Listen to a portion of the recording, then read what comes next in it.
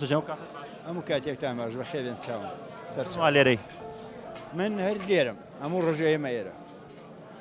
دوای نیۆڕان ئێمە ئێرە لەش ساڵ زۆر سپاس ئەوە زیاتر لە 30 ساڵە من هەموو ڕۆژێ لێرم چێ زیاتر دێت ئێرە شعب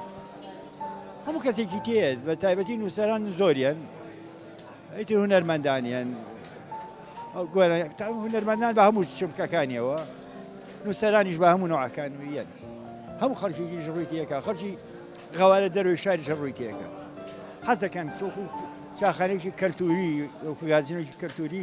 بزانن چی ئەگوزەرە و لە سلێمانیشە تاکە شوێنەکە ئاوا کەلتوریە و خەڵک بتوانێت پشوویەک بات ئێمەش بەرنامەمان لەگەڵ نووسەرێکە پێمان خۆش بوو وێنەکەی نیشانی بەڕێز دەمزان دەیناسی باشە با بیبینم ئازاد بەرزنجی هاوڕێمان چ ڕوویەکەوەی ناسی دەمێکە لە شتەکان و هاوڕین لە ڕووی ئەدەبیەوە ئەدەبیەوەی ناسی بەڵێ بەڵێ وەرجێڕێکی زۆر جوانە سپاس مامۆستا یاوێکی زۆر جوانە هەنی یەکێکە لەو گەنجە بە ئەدەبانەی کە لە شارەیە حرمەتی خۆی گرتووە و ناوبانگێکی جوانی هەیە و پیاوێکی پاک و پوختە ئێمە بەرنامەی لاپەڕینە هەزاری بەرنامە لەگەڵ کەسایەتیەک دەکەین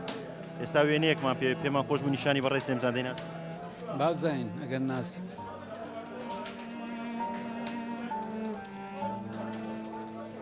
ناوە وەگە کاگازات بەرزنجی هەم نووسەر هەم وەرگێڕ هەم ئەکتەر لە هەستێ بوارەکەی خۆیان پیاوێکی هەتا سەد ئێسقان جوان هەتا سەد ئێسقان پڕ لە عەقڵ و مەعریفەت و نووسین پڕ لە ئەدەب و ئەخلاق و جوانی ئەمە توارێک توارەکەڵاتدەی شاعرە توارەکەڵاتدەی شاعر ئەمە ئازادە ئازاد بەرزنجیە مامۆستا ئازاد بەرزنجی لە چ ڕوویەکەوە دەیناسی ئازادبەندی زۆر لە من مناڵترە بەڵام یەکەم وەکو نزیکیەک تەنانەت خزمیش نووسەرێکی باشە وەرگەڕێکی باشە کوڕێکی باشیشە من ڕێزم بۆ ئەم کەڵە پیاوە هەیە شەرمەزاریەکە بۆ منە نەک بۆ ئەو کەونا ناسم کەم تەرخەمی لە منە لەک لەو بەڕاستی بڕۆ پێ بکە یادەوەری خیانەتەکە نایدۆزم و نا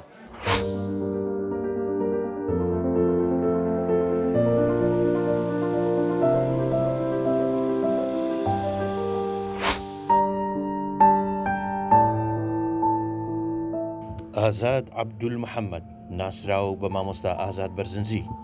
لەدایکبووی شاری سلێمانیە خاوەنی بڕوانامەی بە کالۆریۆسا لە زمان و ئەدەبی ئینگلیزی بە زمانەکانی ئینگلیزی و فارسی و عەرەبیدا ئاخفێت و دەنووسێت و وەرجێڕان دەکات لە چەندین گۆڤاری ئەدەبی و ڕۆشنبیریدا بەڕێوەبەری نووسین یا ئەندامی دەستەی نووسین بووە ئەندامی فیدراسیۆنی ڕۆژنامە نووسانی جیهانیە ئەزمونێکی درێژی لە بواری کاری چاپ و بڵاوکردنەوەدا هەیە سەرۆکی دەستگای سەردەمە خاوەنی 74 کتێبە لە بوارەکانی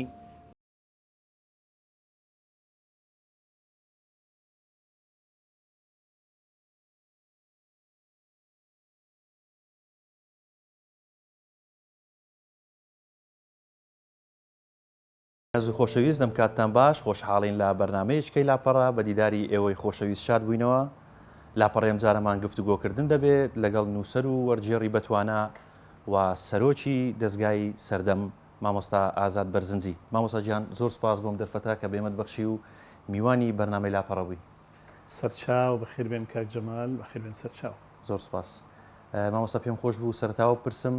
لە پەراوێزی قۆناغەکانی خوێندنی ئەکادیمیت چۆن ئاشنایەتی و خۆشویستنت بۆ کتێبی دەرەکی دروست بوو لە حقیقەتە ئەمە ئەو خۆشویستنە بۆ دنیای کتێب لە سەرەتای ژیانەوە بڵین لە مناڵیمەوە دەست پێەکە لە قوتابخانەی سەرەتایی بووم قوتابخانەی ئەیوبیە لە پۆلی چوارەوە بە تایبەتی من ئەو خولیایە لە لای من دەستی پێکرد و بوو بە سەودا سەریەک بووم بەڵام بێلەوە طبعا من مامێکم هەبوو هونەرمەندی شانۆ و پیاوێکی ڕۆشنبیر بوو خوێنەوە زمان زان بوو ئینگلیزیە زانی تورکی فارسی عەرەبی مامۆستا بوو مامۆستای زمان ئینگلیزی بوو ناوی شەختالی بەرزنجی بوو ئەو تەسیری هەبوو لەسرم هانی ئەدام بۆ خوێندنەوە بۆ کاری هوەری هەروەها باوکم شێخ عەبدول وەرزنجی ئەویش دیسانەوە عەرەبیزانێکی بەتوانا بوو ئەویش بە هەمان شێوە هەر منی هانداوە بۆ خوێندنەوە هەڵبەتە لە پۆلی چواری سەرەتاییەوە من بە ئەو کتێبانە ئاشنا بووم کە چاپەکران ئەو کاتە لە چیرۆک و شعری مناڵان ئۆمانە دەسم پێ کرد دوایی وردە وردە کەوتم بەسەر ئەو چیرۆک و ڕۆمانانەی کە ئەوسا بە ئەو کتێبانە بە پەنجەی دەسە شمێررانیانی وەکو ئێستا نەبوون کە ژمارەیەکی زۆر کتێبی چاپکراوە هەبێ بە زمانی کوردی ئیتر هەر لەو کاتانەشەوە من خولیای شانۆ لەسەریدا بووم من دیسانەوە قوتابی سەرەتایی بووم کە بە کاری شانۆیش دەسم پێکرد بەشداریم کردووە لە چەند کارێکی شانۆیە وەکو ئەکتەر باڵێ وەکو ئەکتەر ئەو کارە شانویانە بڵین لە سەر تەختەی شانۆی سانەوی سلێمانی و چالاشی قوتابخانەکان و هەانە پێشکەشەکرن واتە سەرەتایی خولیای خوێندنەوەی من ئەگەڕێتەوە بۆ ئەو کاتانە ڕاست ماوەسا هەر لە ڕێگەی شانەوە با یەک دوو پرسیار لێ بکەم بەڵێ کتێبی ڕەخنەی شتێ بەرامبەر بە شانۆ بەڵێ پێم خۆش بۆ بپرسم پێناسەیەکی ڕەخنەمان بۆ بکەیت خۆی طبعا من وەکو عەرزم کردن لە بیدایەتەوە بۆ چۆن بە شێوەیەکی گشتی پێناسی ڕەخنە بکەین بەڵێ بڵێ طبعا ئەگەر ئەمە بێنە سەر مەسلەی پێناسەکردنی ڕەخنە خۆی برێتە لە پرۆسەیەکی فکری ئەدەبی هونەری شیکاری بەڕاستی بۆ دقێک یان بۆ کارێکی ئیبداعی بەڵام ڕەخنە چییە؟ ڕەخنە لە فکرەوە سەرچاوەگرێ ینی هیچ ڕەخنەیەکی جددی نییە بەبێ بوونی فکری جددی یعنی بۆیە ئەبینین بەداخەوە لە لای ئێمە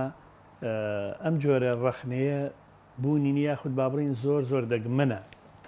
زۆر هەوڵی ئەم ڕەخنە جددیە دەگمەن و کەمە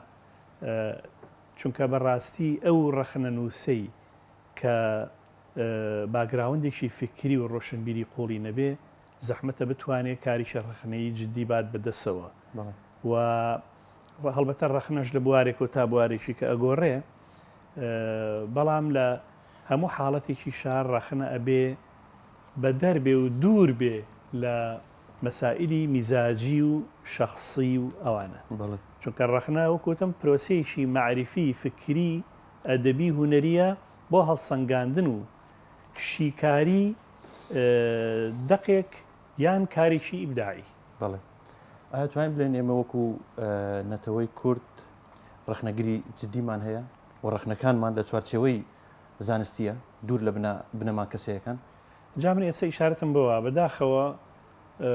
تا ئێستا ئەو جۆرە ڕەخنەیە زۆر دانسقەیە ینی ڕەنگە هەبن ژمارەیان کەم بێت لەبەرەوە ئێمە ناتوانین بڕین پرۆژەیەکی ڕەخنەیی جددی هەیە لە نێوەندی ڕۆشنبیری کوردیە چونکە بوونی وەکوتم بوونی پرۆژەی ڕەخنەیی جددی بەستراوەتەوە بە بوونی پرۆژەیەکی فکری جددیەوە و لەبەرەوەی لە ئێستادا جۆرێک لە پاشاگەردانی و لە بەڕاستی غیابی فکری جددی هەیە بۆیە ئەمەش ڕەنگیاوەتەوە لەسەر بوارە ڕەخنە و ڕەخنەی جددی زۆر زۆر کەمە و نائامادەیە ئێوە وەکو بەڕێستان تا چەند دەستان لەگەڵ ڕەخنەدا نەرم کردووە خۆی من خۆم بە ڕەخنەگر و بە ڕەخنەنووز نازانم بەڵام هەندێک جار محاولاتم هەبووە مەسەلەن بۆ نمونە لە خوێندنەوەی کتێب و هەڵسەنگاندنە بۆ نمونە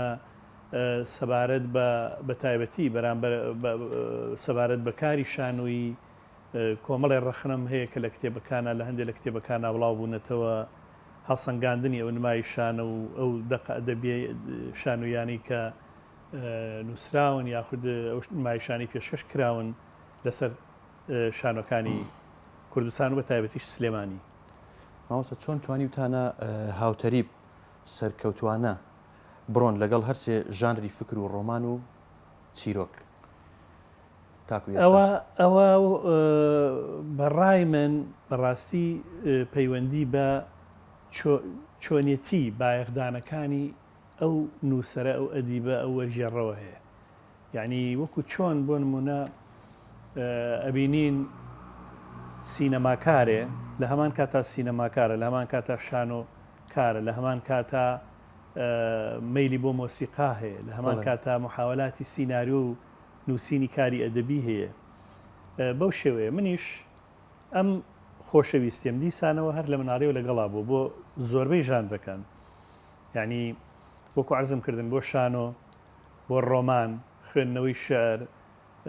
مەسەلەن باڵێ وەرژێڕان ئەمانە ئیتر ئەمە لەگەڵ ما هاتوو وردە بە پێی توانا هەوڵم داوە ئەوەندەی بتوانم ئاسووی بیرکردنەوەی خۆم فراوان کەمەوەنی بتوانم خۆم دەوڵەمەند کەم لە ڕووی زمانەوە لە ڕووی ڕۆشنبیریەوە بتوانم یعنی تعامل لەگەڵ ئەو ژانرە جیاوازانە بکەم بە پێی پێویست ئیتر ئەوەش تا چەند تایە سەرکەوتوم ئەویان من خۆم ناتوانم هەڵی سەنگێنمەوە ئەکوێتەوە سەر خوێنرانی ئازیز مامۆستا چۆن بەڕێستان دەست بۆ بابەتە فکریەکان دەبن و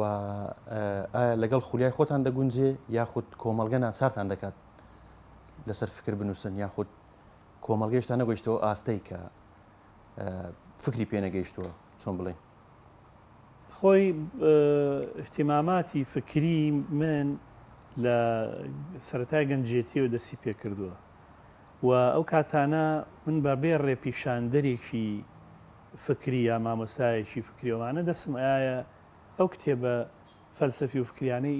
ئەو سا لەبەر دەستما بوون ئیتر بە زمانی عەرەبی بوو بێ بە فارسی بوو بێ لەبەرەوە یعنی ئەتوانم بڕێم ئاشنایەت یەکەم لەگەڵ دنیای فکرا و فەلسەفا پیا کرد بوو بەڵام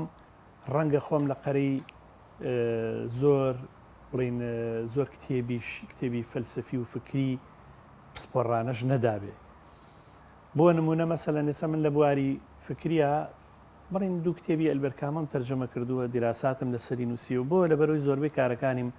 خوێندۆتەوە ئاشنا بووم بە هزری کامۆ بە فەلسەفەی کامۆ بەعام بە هزری بوونگەرایی و بڵین فەلسەفی وجودی و هەروەها دیسانەوە بۆ نمونە مەسەلەن لەو ساڵانە کتێبی زەردەژوەها دوایانی چەم تەرجەمە کردووە ئەویش دیسانەوە پاش خوێندنەوەی کارەکانی نیچە فەیلسوفی ئەڵمانی فرێدریش نیچە و پێشێکێکی درێژیشم بۆ نووسی و چاپی دووەمیشی بڵاو بۆ تۆ ئێستا و شتی فکری تریش دیسانەوە بۆ نمونە لەوانە کتێبێک بە ناوی فەلسەفەی بوونگەرایی کە ئەتوانم بڵێم جۆرێکە لە ئینسایکلۆپیدیایەکی کورتکراوە سەبارەت بەو فکرە کەواتە دیسانەوە خولیا و عشقی من بۆ دنیای فکریشە لە سەرەتای گەنجێتیوە سەری هەڵداوە و هەوڵم ماوە وردە بڵین متابعە بکەم و دانەبڕێم ئەمە ئەوە بەنسبەت ڕۆمانیشەوە ئەوە وەکوتم من لە مناڵیەوە ئەو ڕۆمانانەی هەبوون بەردەستم کەوتون و خوێنوم نێتەوە ئیتر لە پێشمەرگی ڕەحیمی قازیەوە لە خەومای جەمیل سایبەوە لە ژانی گەلیبراهیم ئەحمەدەوە ئاشتی کوردستانەوە جوتیاریش کۆڵنە دەرەوە ئەوانە ڕۆمانانە ئەوسا چاپکراون ڕۆمان بەم لێشاوی ئێستا نەبوو ئەوانەمە خوێنەوە یا ئەو چیرۆکانی کە چاپ و بڵاوکرانەوە مەسەن لە چیرۆکانی مامۆستا حسێن عارف بۆ نمونە مەسەلەن مامۆستا ڕەوت بێگەرد کۆمەڵێک ناوی تر ینی لەوانەی ئەو کاتانە کە چیرۆکیانە نووسی واتە دەتوانی بڵێن ئێمە میلەتێکی خاوەن فکری خۆمانین یاخود فکر لای ئێمە هەر لە سەرەتادایە و پێی نەگەیشتونیشتە ئەنجا من بایەغدانی من بە فکر بەڕاستی مەسەلی ناچاری کۆمەلگان نەبووە وەکو وەڵامێ بۆ پرسیارەکەی پێشوو ئەوە من اختیاری خۆم بووە هەڵبژاردننی خۆم بووە و من ناتوانم قەت کۆمەلگای خۆم ئیتیهام کەم بڵێم ئەوە نەخوێنەوارەیان بڵین بەڵام بەگشتی تا ئێستا ئێمە وەکو کۆمەلگای کوردی ئێمە کەلتورێکی فکری و فەلسەفی دەوڵەمەند و گەورەمان نییە و لە مێژوان نەمان بووە ینی محاولاتمان هەبووە بەڵام وەکو بڵین فەلسەفە نەبووە ئێمە مەسەلەن بۆ نمونە شاعیرمان هەیە ڕەنگە شەتەحاتی فەلسەفی هەبێ ڕەنگە هەندێک بیر و بۆچوونی فەلسەفی هەبێ بەڵام ناتوانین پێ بڵین فەیلسوف چونکە فەلسەفە میتۆدە فەلسەفە زاراوەیە فەلسەفە ڕوئایەکی قوڵە فەلسەفە خۆ قەرەدانە لە پرسیارە گەورەکانی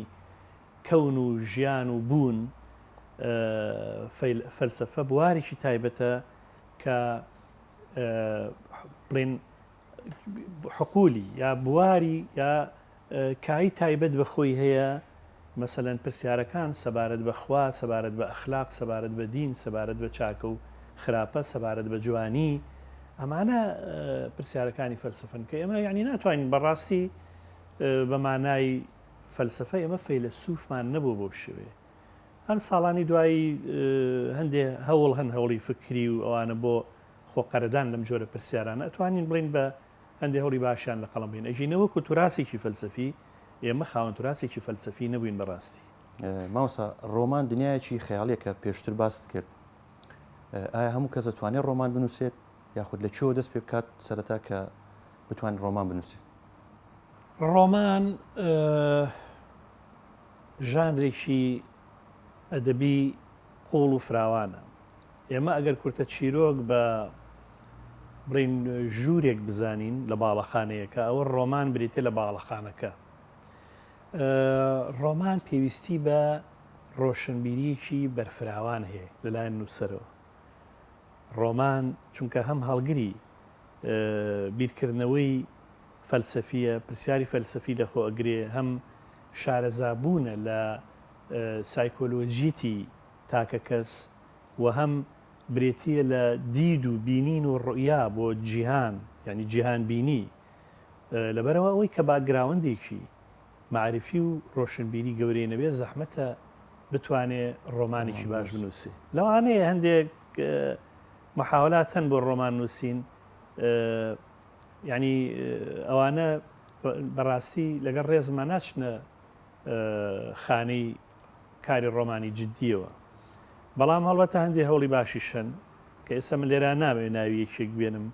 یادوان بۆی کە نەک ناوێکم لەبیر چی و هەندێک برادر لەم زویر بن ماوسە نووسەرانی کورد لەکوێی دنیای فراوانی ڕۆماندان ئێستا ئایا نووسری کورد گەیشتۆتە و ئاستی بە جیهانی بێت لە ڕووی ڕۆمانەوە لە ڕووی ڕۆمان نووسینەوە ئێوە ڕەنگە ئاگدار بن کە لەم ساڵانی ڕابردووە چەند کارێک تەرجەمە کران بۆ زمانی هەندێک زمانی تر وەکو زمانی ئینگلیزی ئەڵمانی یا زمانی فارسی یا عەرەبی لەوانە هەندێک کاری مەسەلەن بۆ نمونە بەختیار عەلی مەسەلەن عەتا محەممەد مەسەلەن هیوا قادر جەبار جەمال غەریب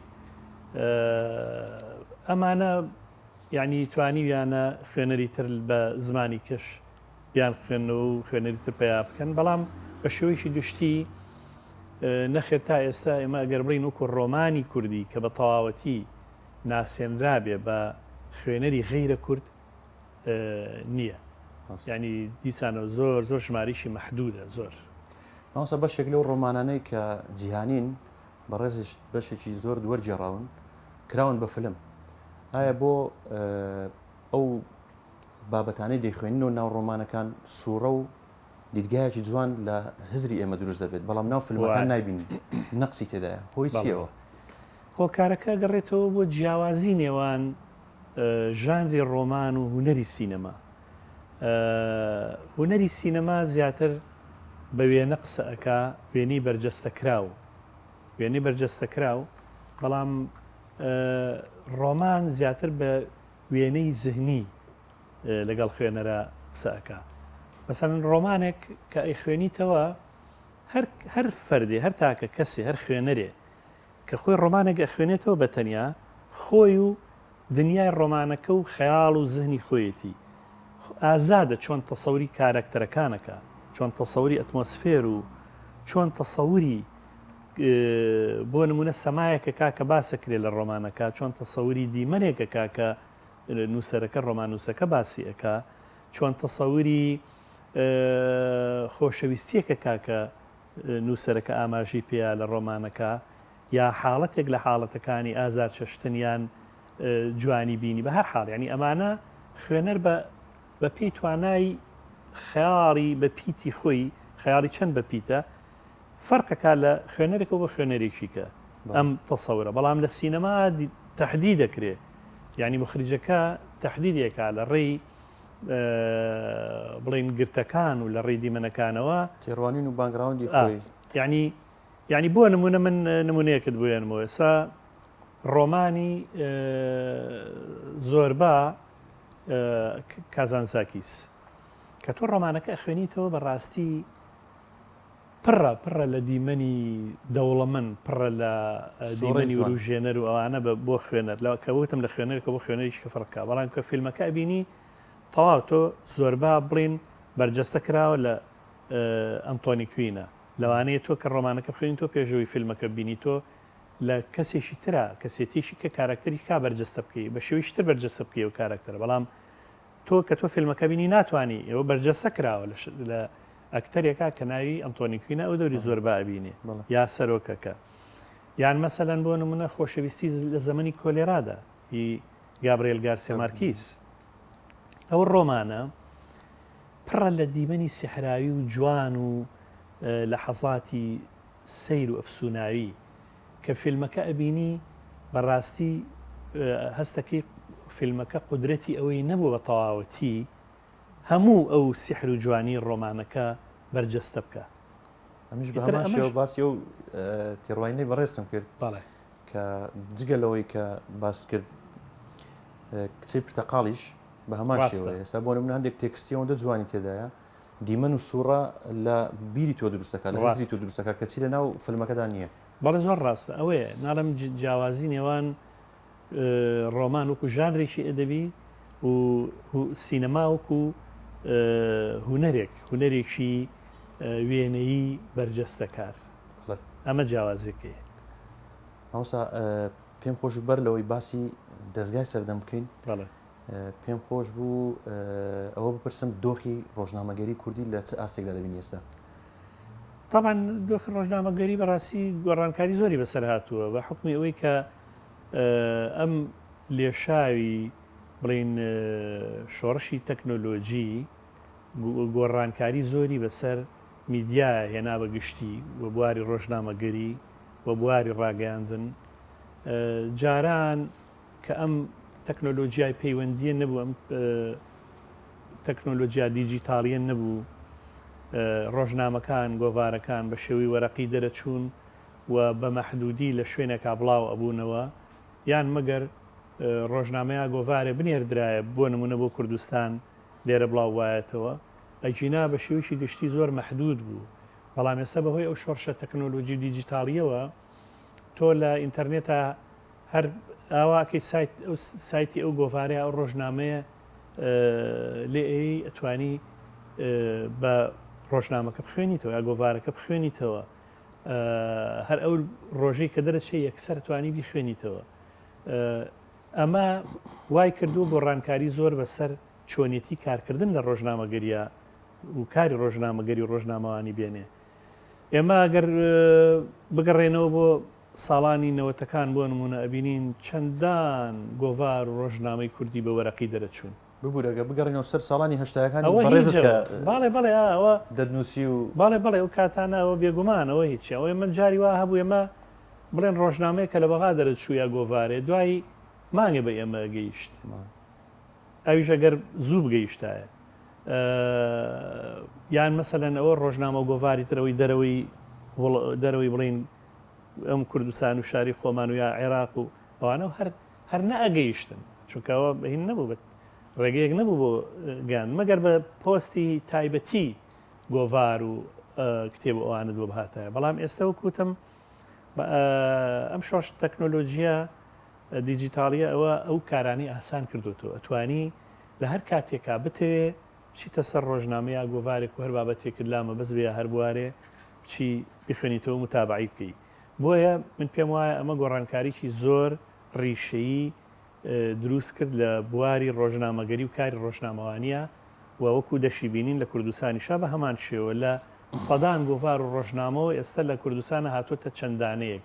کە بە وەرەقی دەرەچێت بەڵێ ماوسە لەم دەستگای سەردەمە تا چەند هاوپشتی نووسەرانن بۆ چاپکردنی کتێبەکانیان؟ هەڵبەتە ئێمە وەکو دەستگای چاپ و پەخشی سەردەم عمرێکی درێژمان هەیە وا بزانم بە تەمەنترین دەستگاین لە کوردستانە. ئێستا ئێمە 23 ساڵی تەمەنمان بەسەر بردووە لە کاری چاپ و چاپەمەنی و کتێب چاپکردن و گۆڤار چاپکردنە. سەرەتا کە ئەم دەستگایە دامەزرا لێتی ناشارمەوە بە پشتیوانی بڵێن خوا لێ خۆش بوو بە ڕزمام جەلال ئەم دەستگایە دامەزرا و کاک شێرکو و کاک ڕۆ بێگرد و کاک دڵشاد عەبدوڵڵا و محەممەد موکری و برادران و پێکەوە هەموو ئەم دەستگایەمان دامەزران لە کۆتاییەکانی 1970 ینی بڵێن مانگی 25 دێنەوە 1990 دەستگای سەردەم دامەزران لەو ساوە ئێمە بیرمان لەوە کردەوە کە ئەم دەستگایە ئەبێ گۆڤاری هەبێ ئەبێ ڕۆژنامەی هەبێ ئەبێ کتێبی هەبێ و فعلەن زۆر بە شوێنەیی کارمان لەسەرەوانە کرد تا گەیشتەوەی ئێمە 6 گۆڤارمان هەبوو دوسێ زنجیرە کتێبمان هەبوو و دامەکراین ئەوسا لەلایەن حکوومەتەوە ماگانە بودجەیەکی باشیان بۆ تەرخان کردبووین لە وەزارەتی داراییەوە و تاوەکو 2013 ئەم ڕەوتە بەردەوام بوو تا هاتنی داعش و دروستبوونی قەیرانی ئابووری و لە هەرێما و بەداخەوە ئەو منحەی کە ئەدرا لایەن وەزارەتی داراییەوە بڕاو تەسیری کردە سەر ئیش و کارەکانمان وردە وردە بە ناچاری یعنی بڵێن ناچار بووین کە بکەوینە کەمکردنەوەی ژماری کارمەند بکەوینە ڕاگررتنی گۆڤارەکان وای لێ هاو هەر زنجیری کتێبمایەوە لەگەڵ 1-2 گۆڤارە کە ئێستا تا ئێستا توانیمانە دەستگاکە بهێڵینەوە توانیمانە بەردەوام بین و ئێستا بڵین پار و پێرار بەڕاستی ژمارەی باشمان لە کتێب چاپ کرد پێرار 70 کتێبمان چاپ کردووە پار 80 کتێبمان چاپ کردو ئەم ساڵ کە ئێستا ئەوە ئێمە ئەمڕۆ 5/6 2022 تا ئێستا تقریبا 30 کتێبمان چاپ کردووە هەمووشی لە بواری جیاجیە بواری فکری فەلسەفی ڕۆمان ڕخنەی ئەدەبی ڕخنی لە شعر ماوەسا ببوورە ڕاتەگرم ئەو هیچ مەرج و سانسۆرێکتان هەیە بۆ کتێبانێک کە چاپەکرێت؟ ئێمە هەر کتێبێک کە تەقدیمەکرێ بە دەستگای چاپ بەخشی سەردەم ئەم کتێبە لیژنەیەکمان هەیە پێی وترێ لیژنەی هەڵسەنگاندن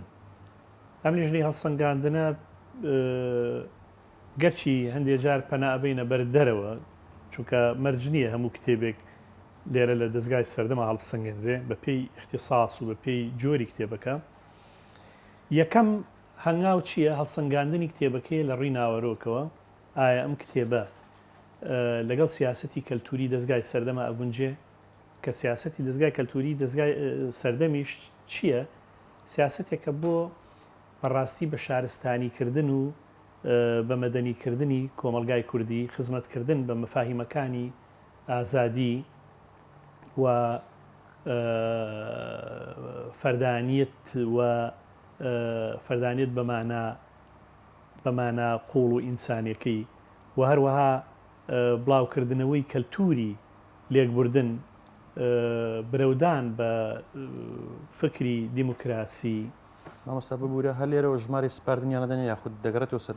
نەخێر ژماری سپاردنەوە کتێبەکان بڵێن لە وەزارەتی ڕۆشنبیری داواکرێت لە ڕێی کتێبخانە گشتیەکانەوە ئەنجامە بەسم چی بوو ئێمە ئەم بوارانە کتێبەکانمان ئەم بوارانە ئەگرێتەوە و لیژنەمان هەیە لیژنەکە ئێمە سانسۆری فکریمان نییە یا سانسۆری ئەوەی کە بڵین لە کتێبێک پەرەگراف و دێڕۆوانە لا ببین نەخێر بە هیچ جۆرێ بەس سانسۆری هوەری و هەڵسەنگاندنی فکری و ئیبداعی و ئەوانەمان هەیە و لە هەمان کاتە ئەنجا دوایی قۆناغەکەی کە چییە برێتیە لە پیاچوونەوەی زمانەوانی ئەنجا دوای پیاچوونەوەی زمانەوانی ڕێنووس و هەڵەچنی ئێمە ڕێنووسەکەی پێڕەوی لەکەین کە دەمێ ساڵە ینی بڕین بەکاری هێنین بۆ چاپکراوەکانمان و تقریبن ڕێنووسێکە توانم بڵێم لە کۆکراوەی زۆربەی ئەو ڕێنووسانەیە یا هەڵهێنجراوی ئەو کۆڕوسیمینار و هەوڵدانانی پێشووە کە بۆ دانانی ڕێنووسێکی یەکگرتو بە پێی توانە هەڵبەتە چونکە تا ئێستا لە 100 ڕێنووسێکی یەکگرتو نییە لە لای ئێمە بەڵام بە پێی توانە هەوڵمان ناوە ئەوە تەسبیت بکەین و پەیڕەوی لێ بکەین ئەنجە دوای ئەوەی کە ڕێنووس و ئەوانە هەمووی تەواوی ئەنجا کاری دیزاین و ئەوانێتە پێش و هی بەرگ و هی ناوە لاپەڕەکان و ڕێخۆی بەرەو چاپەگری و بە پێی نۆرە چونکە ئیتر کۆمەڵە کتێبی تر هەیە کە نۆرەیان گرتووە ئەویش دوایی ئەخرێتە نۆرەی خۆیەوە. مامۆستا شێرکۆ بێکەس خوا لێ خۆش بێت چ ئاسەوارێکی بەجێشتووە لە دوای خۆی جگە لە ناوەکەی بۆ دەستگای سەردەم. وەڵا هەڵبەتە شێرکۆ بێکەس خۆی ناوێکی ئەدەبی گەورەیە لە ئەدەبیاتی کوردیا و بە تایبەتی لە شعری کوردیا. شێرکۆ بێکەس شاعرێکی داهێنەر و شاعرێکی پڕ ئەزمون و شاعرێک بووە کە خۆی لە قەرەی گەلێ ژاندی جیاواز داوە لە ئەزمموی شعریە بێگومان شێرکۆ بێکەس نەک بۆ دەستگای سەردەم بۆ کەلتوری کوردی و ئەدەبیاتی کوردی سەرمایشی ڕەمزی گەورەیە و هەڵبەتە شێرکۆ بێکەس بڵین یەکەم بیرۆکەی دامەزرانی ئەم دەستگایشە لەوە سەری هەڵدا دوایی وردە وردە کۆبوونەوەی بۆ کرا و بوو بە مای دامەزرانی ئەم دەستگایە بە کورتی ینی شێرکۆ بێکەس جگە لەو سەرمایە ڕەمزی کە هەیە و ئەو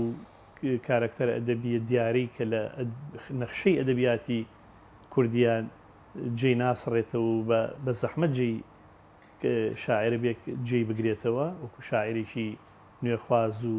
ئەزمونکار لە هەمان کاتا سەروەتێکی شعری گەورەشی جێهێشتووە دوای خۆی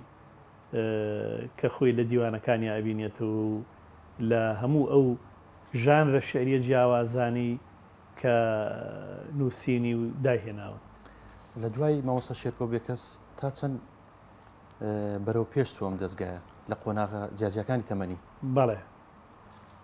وەکو عەرزم کردن تەمان مەسلەی لایەنی ئابووری و دارایی کاریگەریشی گەورەی هەیە. کاک شێرکۆ خوا لێ خۆش بێ 2013 کۆچی دوایی کرد. هەر لەو ساڵانە ئیتر ئەوە بوو داعش بۆم باسکردن کە دروست بوو کە ئەزمەی اقتصادی دروست بۆمانە هەمووی ڕەنگیایە لە سەری شوکارەکانمان بۆیە بە ناچاری و گۆڤارانەمان ڕاگرت. ئێستا منداڵی سەردەم دوو مانگجارێ بە وەرەقی دەریەکەینەوە لەگەڵ ڕۆڤار کارژماری تایبەتە بە داهێنەرێ قەرارێسە ئەم ژمارە تازەی تایبەت بێت بە کاکەمەم بۆتانی ئەژینە ئێمە لەسەر ئەو ڕێڕەوە هەر ڕۆیشتوین خۆی کاتی خۆشی من بە نیسبە زنجیری کتێبیش و هەر من سەرپەرشتیاری زنجیری کتێبووم. ئێستا شەر من سەرپەرشتیاری زنجیری کتێبم و کتێبمان ئەوسا لەوانەیە ساڵی 35 کتێبێکمان چاپ کرد 1-2 ساڵ نەبێت تۆزێ زیاتر بوو بەڵام وەکو عەرزم کردن پار و پێرار ئێمە ساڵی 70 کتێبمان چاپ کردووە. ئەم ساڵ تا ئێستا کە لە نیوەی ساڵین 30 کتێبمان چاپ کردووە. لەسەر ئەو ڕۆتە بەردەوام بووین و ئەوەی بتوانین و پێمان بکرێ هەوڵین درێخی نەکەین. مامۆستا باسی 70 کتێبت کرد لە ساڵێکدا چاپیەکەن جگە لە ڕۆژنامە و ئەو گۆڤارانش کە باسمان کرد کە لێرە چاپەکەن و لە دەرەوە چاپەکرێ ئاستی خوێندنەوە لە چ دۆخێکدا دەبینی ئێستا؟ وەڵاهی ئەوە بەداخەوە بە شێوەیەکی گشتی پرۆسەی خوێندنەوە لە داکشانایە. هەڵبەت ئەمەش ئەسباب زۆرە ینی ئەسبابی وەکو ئەوەی کە سۆشیال میدیا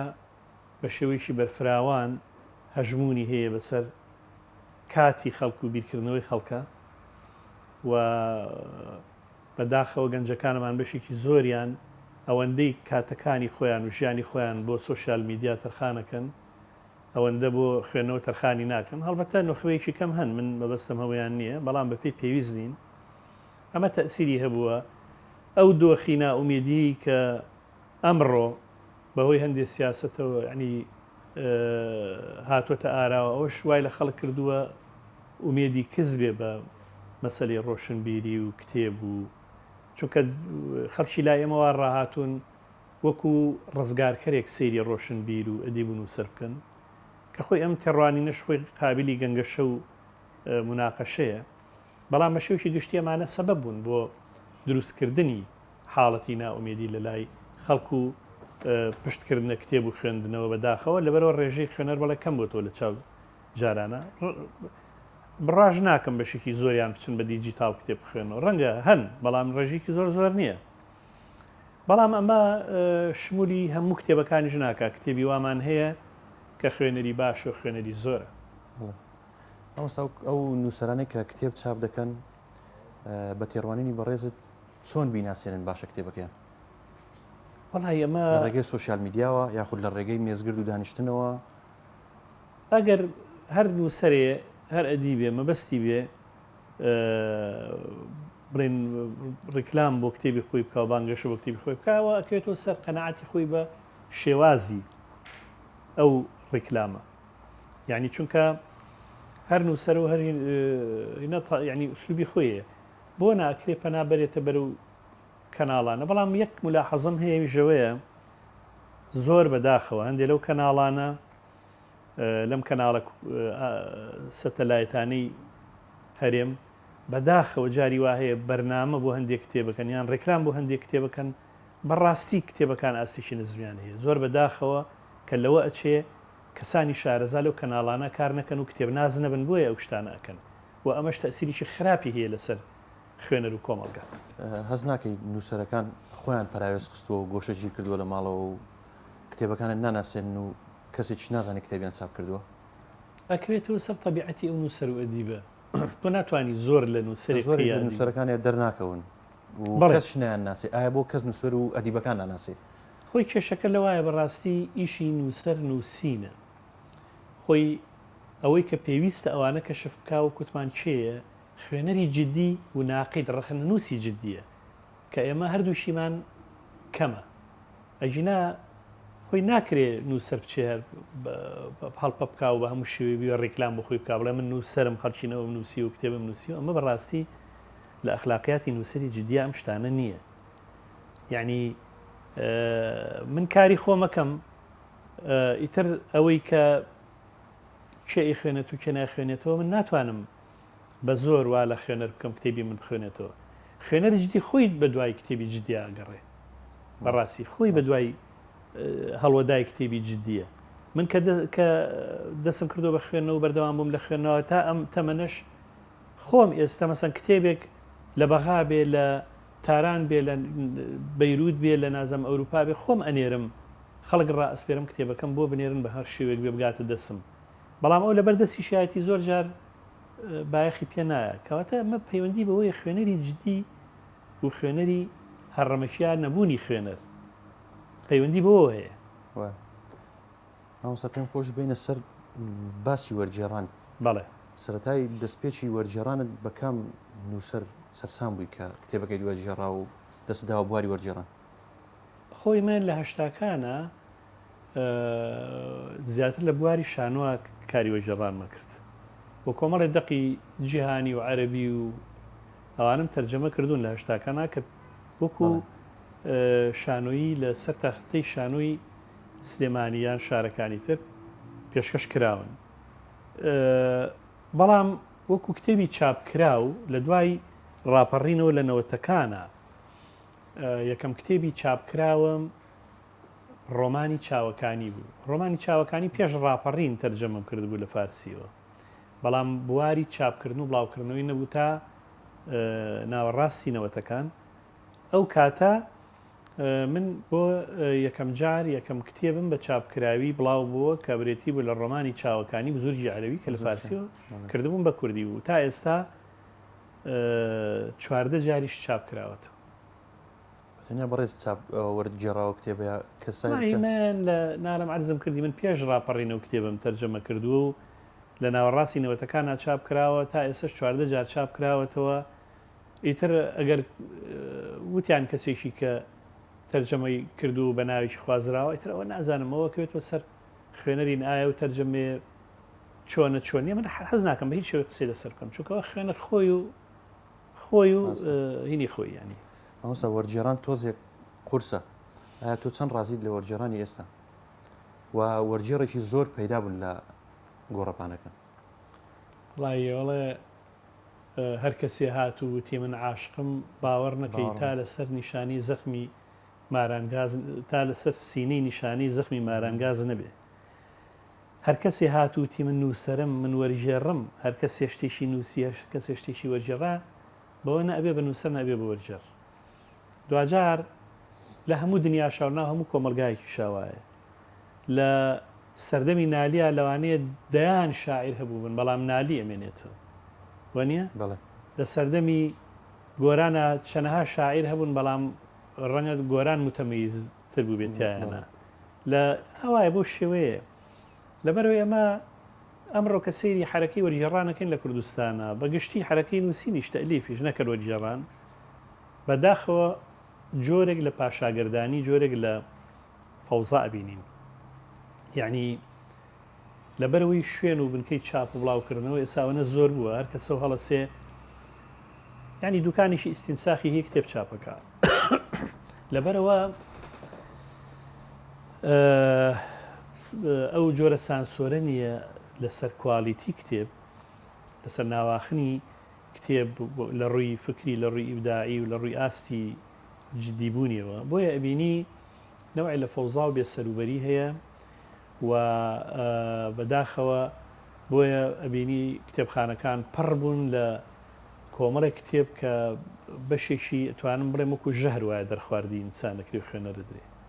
نەکەین مەسەن بە تایبەتی کۆمەڵێک کتێب بە ناوی ئەم کتێبانی بە ناوی تەنمی بە شەریەوە کە هەمووی قسەی بێسەروبەر و ئەوانن چۆن بەختەوەرەوی چۆن هاوڕێ ئەگری چۆن دڵاری ئەەکەی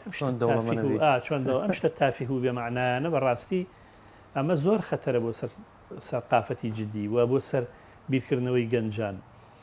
بەڵام بەداخەوە ڕێگریەک نییە لەم جۆرە لەم لێشاوی ئەو کتێبە سەقەتانە کە ئەمە جۆرە لە هینی ینی ڕەش دروستەکات من نەوای ناوانێم ڕۆشنبیری ڕەش و کەڵک و وین ئەوستا و کەسەی کە کتێبی چۆن دەوڵەمەنەبی نووسی زۆرترین پارەی بەدەستێناوە ڕێگەی و کتێبەوە بۆ کتێبی کەی بە دوهات بەستێک نووسی کە خەڵکی خوێنەری تازە خوێنەری ئەو کاسانەی کە تاز دەست دەنە کتێب پەنای بۆ بەرن و بزان چۆن دەوڵەمەنە بن ئەخە بەڵێ ئەوەیە ینی مەسەلەکە خۆمان کە لێرا باسیەوەکەم من باز لەو تەجروبەی ئەو مفەکری اقتصادیانە ناکەم کەن تەحلیلی اقتصادەمە فەرقی هەیە لێ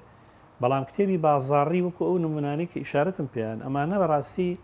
ناچنە خانەی ڕۆشنبیری جددیوە ناچنە خانەی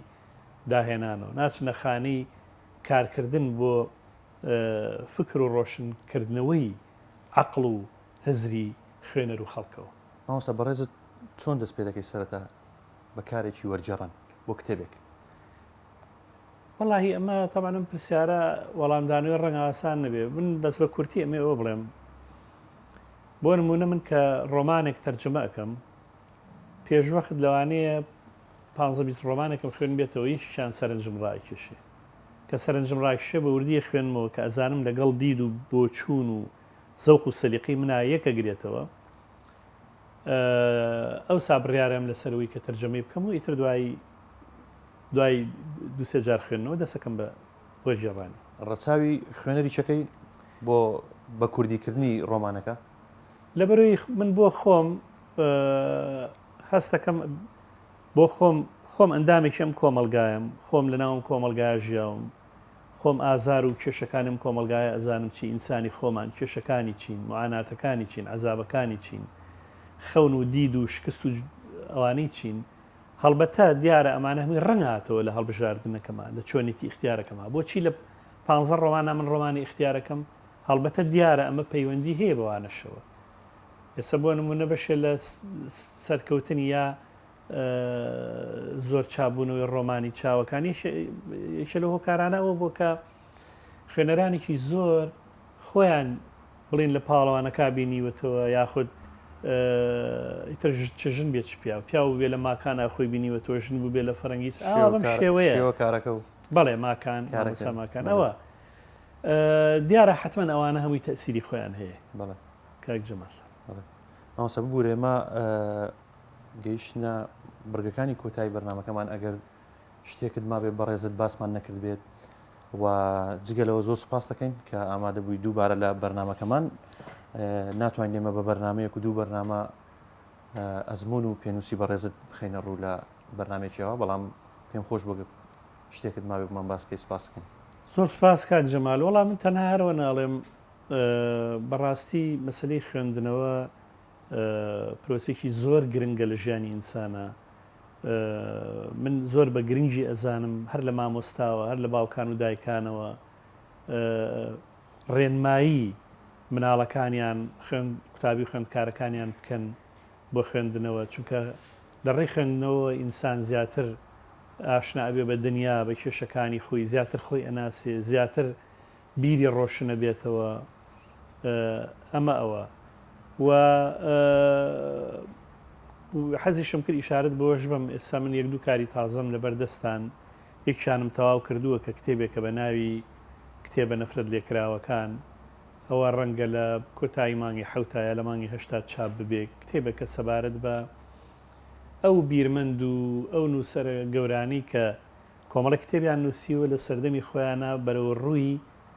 دادگا بوونەتەوە یا کتێبیان سووتێنراوە یا عەزیەت دراون یان نەفی کراون یا زیندانی کراون یا حتا هەندێک جار کوژراون. ئەمانە بووە لەبەرەوەی کە ئەو ئەفکارانی کە تەرحیان کردووە لە کتێبەکانیانە دش بە دابوونەریتی باو بووە، دش بە عەقڵی داخراو بووە، دش بە دەسەڵاتی سەرکوتکەر بووە. ئەوە جیهانین یا کوردیش جیهانین جیهانیەکان بەڵێ. هەروەها کتێبی دووەم کە ئێستا ویش بەشێکی زۆریم تەواو کردو کتێبێکی زانا و بیرمەندی گەورە ئەریک فرۆمە کە کاتی خۆی کتێبێکی تریم تەرجەمە کردو بە ناوی ژیانەوە. بەس ئەم کتێبیان بە ناوی ئەمەوەیە ناونیشانەکەی هەمان بێتیان هەبین مرۆڤ لە نێوان خاوەنددارێتی و بوونە. باز لەوە کات کە ئینسانی هاوچەرخ تووشی سڕاعێکی گەورە بوو لە نێوان ئەوەی کە ئایا هەموو ژیان و بوونی خۆی لەوا ئەبینێتەوە کە چەند هەوڵ با ببێتە خاوەنی مڵک و دارایی و شتی هەبێت، یان ئەوەی کە وەکو وجودێکی ڕاستەقی نەبوونی هەبێت لە ژیانە، وەکو ئینسانێک کە خاوەنی شعورێکی ئێستاتیکیە، کە خاوەنی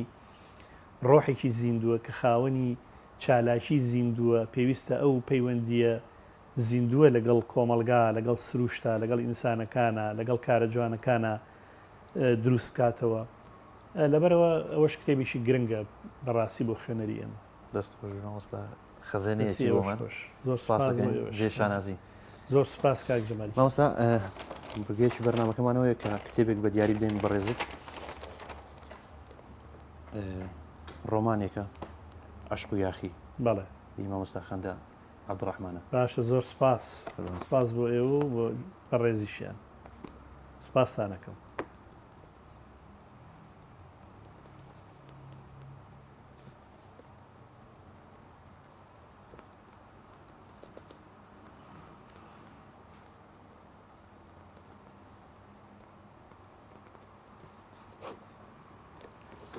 دەستان خۆش بێت کاک جەمالیان. زۆر سپاس. دەستان خۆش بێ. بڕگەی کۆتایی بەرنامەکەمان مامۆستا بەر لەوەی وێنەکەت پێنیشاندن وێنەیەکە خۆش بزانی ناسی بەڵام ناوەکەی مەڵێ بەر لەوەی وێنەکەت پێنیشاندم دووبارە سپاس دەکەم کە لەگەڵمان بووی ماندوومان کردی. سپاس بۆ ئێوەش بۆ ماندووبوونی ئێوەش. بەڵێ بێگومانەی نەس مامۆستایەکی گەورە و بەڕێز و پیاوێکی جوان و قەڵەمێکی جوانە. زۆر سپاس. هیوای تەمەندرێژی بۆ خوازم و هیوای تەندروستی باشی بۆ خوازم. زۆر سپاسکەین. بینەرانیاز و خۆشەویست بۆ ئەوەی ئێوەش ئەو کەسایەتە بناسن چاوەڕوانمان بن لە بەرنامەیەکەی لاپەڕا بە هیوای دیدار. خوداحافیز.